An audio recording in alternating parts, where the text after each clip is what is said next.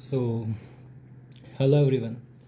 आज की वीडियो बहुत ही ज़्यादा इम्पोर्टेंट होने वाली है उन स्टूडेंट्स के लिए जो अभी 10th से 11th में आए हैं या जिनको फिज़िक्स में बहुत ज़्यादा या न्यूमेरिकल्स में बहुत ज़्यादा प्रॉब्लम आती है। तो आज की वीडियो में मैं आपको बताऊंगा कि हाउ टू सॉल्व न्यूमेरिकल, और मैं आपको ये 4 स्टेप में बताने वाला हूँ। आप अगर ये 4 स्टेप फॉलो कर लेते हैं तो आप फिज़िक्स का हर एक न्यूमेरिकल बनाने में एबल हो पाएंगे।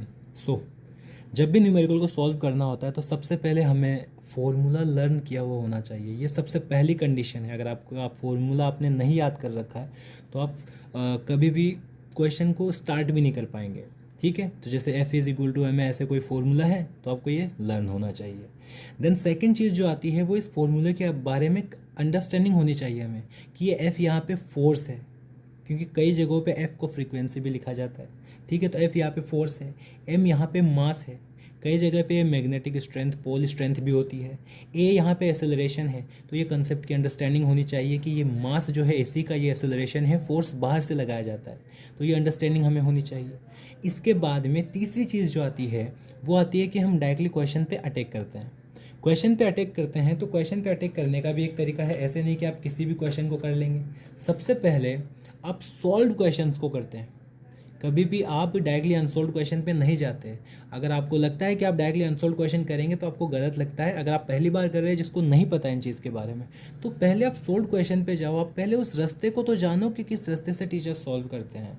तो आप सोल्व क्वेश्चंस करेंगे, सोल्व के बाद फिर जाएंगे आप अनसोल्व क्वेश्चंस पे। ठीक है, तो ये 3 स्टेप मैंने बताया। यहाँ पे ये 3rd स्टेप है। ठीक है, तो 3 स्टेप मैंने बताए, जिसमें पहला स्टेप है फॉर्मूला लर्निंग, उसके बाद में कंसेप्ट अंडरस्टैंडिंग, फिर अटैक ऑन क्वेश्चंस। इसको अपन को एक साइकिल में चलाना है 2-3 बार। ठीक है, पहले फॉर्मूला लर्न करेंगे, फिर कंसेप्ट को अंडरस्टैंड करेंगे, फिर क्वेश्चंस करेंगे, फिर फॉर्मूला लर्न। ये एक साइकिल में चलने वाला है एग्जाम से, आपके एग्जाम से पहले। ठीक है, जो आपके टीचर्स जब आपको पढ़ा रहे होते हैं जितने टाइम के लिए, तब तक ये चलता रहता है। फिर हम बात करते हैं कि टेस्टों में या एग्ज़ाम्स में, हाफ ईयरली में जो न्यूमेरिकल डायरेक्टली आते हैं उनको कैसे डील कैसे करना है। तो ये स्टेप नंबर 4 है। मैंने कहा था कि 4 स्टेप में मैं बताऊंगा, तो स्टेप नंबर 4 है। तो how to deal with numericals जब हमारे सामने आ जाए, ये पहले की बात है। ये तब जब हमारे सामने न्यूमेरिकल आ गया तब हमें क्या करना है। तो सबसे पहले हम इन्फॉर्मेशन, जो गिवन इन्फॉर्मेशन है क्वेश्चन में, उसको राइट कर लेंगे। फॉर एग्जांपल एक बॉल है 5 ग्राम की, तो M = 5 ग्राम, ये हमने लिख लिया। ठीक है, इसके बाद व्हाट इज आस्क, क्वेश्चन में पूछा क्या गया है वो लिखना है। जैसे क्वेश्चन में अगर फोर्स के बारे में पूछा है तो अपन फोर्स के बारे में लिख देंगे और क्वेश्चन मार्क लगा देंगे। ये 2 चीज़ लिख ली। तीसरी चीज़ क्या है, इन दोनों को रिलेट करने वाला फॉर्मूला क्या तुमने याद किया था? क्या तुमने इन दोनों को बताने वाला फॉर्मूला याद किया था? अगर याद किया था तो आप अगले के अंदर रिलेट करने वाला फॉर्मूला लिख लेंगे। क्या कर लेंगे, इस फॉर्मूले को लिख लेंगे, राइट फॉर्मूला। इन फॉर्मूला लिखने के बाद में इस वैल्यू को, इन वैल्यूज़ को उठा करके यहाँ पे पुट करना है, और पुट करने के बाद में जो पूछा गया है उसे सॉल्व कर लेना है। तो ये थे पूरी फिज़िक्स के न्यूमेरिकल्स को करने के कुछ स्टेप्स। जब भी आप पहली बार फिज़िक्स को शुरू करें तो आपको ये वाली चीज़ें साइकिल में चलानी है, और जब आपके सामने क्वेश्चन आए तो उसके साथ में डील इस तरह से करना है। स्टार्टिंग में कुछ क्वेश्चंस के साथ आप ऐसे डील करिए, एक टाइम के बाद आपकी आदत बन जाएगी, जिसकी वजह से आपको पैसिवली आप अपने आप ही इन चीज़ों को अपने आप लिखते चले जाओगे और डायरेक्टली फॉर्मूला पे पहुंच जाओगे।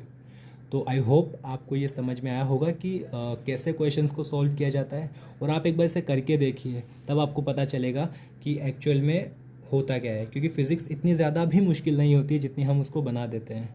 सो पढ़ाई करते रहिए, all the very best. And अगर आपको फॉर्मूला लर्न करना है तो उसके लिए एक एक्स्ट्रा टिप जो मैं बता रहा हूँ वो ये बता रहा हूँ कि आप इसके लिए फॉर्मूला शीट बना लो। फॉर्मूला शीट बहुत ज़्यादा हेल्पफुल रहती है।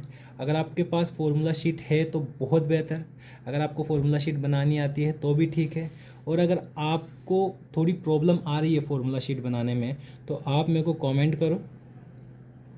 मैं आपके लिए फॉर्मूला शीट कैसे बनाएं, इसमें क्या मस्ट होता है, क्या मस्ट नहीं होता है, क्या लिखा जाता है, क्या नहीं लिखा जाता है, वो सारी की सारी चीज़ें एक्सप्लेन करूँगा। और पूरे फिज़िक्स के फॉर्मूला शीट को कैसे बनाया जाता है और कैसे याद किया जाता है, वो सारी चीज़ें मैं आपको बताऊँगा। ठीक है, सो आप मेरे को कमेंट करके बता देना कि आपको ये फॉर्मूला शीट चाहिए या नहीं। तो पढ़ाई करते रहिए, ऑल द वेरी बेस्ट।